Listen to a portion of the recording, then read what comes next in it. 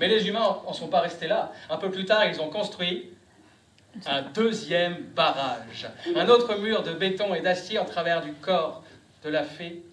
Et ça l'a fait souffrir, tellement souffrir. Nous, les Korrigans, on arrivait à la soigner avec nos petits pouvoirs magiques, mais une douleur terrible.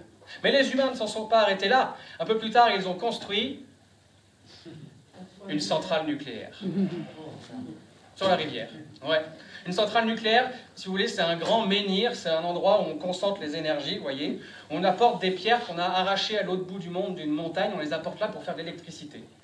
Et en tout cas, cette centrale nucléaire-là a pollué la rivière et a empoisonné la fée. Et elle est devenue, depuis ce jour, complètement folle. Et c'est à cause d'elle qu'il ne pleut plus dans les monts d'Arrée. C'est elle qui provoque cette sécheresse. Et c'est elle qui m'a enfermé dans ce rocher. Mais toi, noble dame, tu as l'air d'être quelqu'un de courageux. Peut-être que tu pourrais tous nous sauver. Tiens, je te donne ma couronne de bruyère.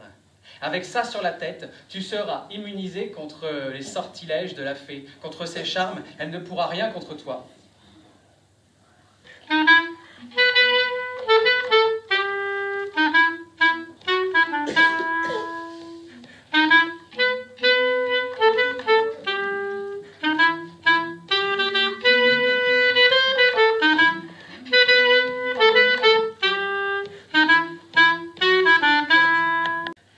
Mais aujourd'hui, la maison est abandonnée. Je vous l'ai dit, il y a tout qui tombe par terre, il y a du lierre qui pousse à l'intérieur.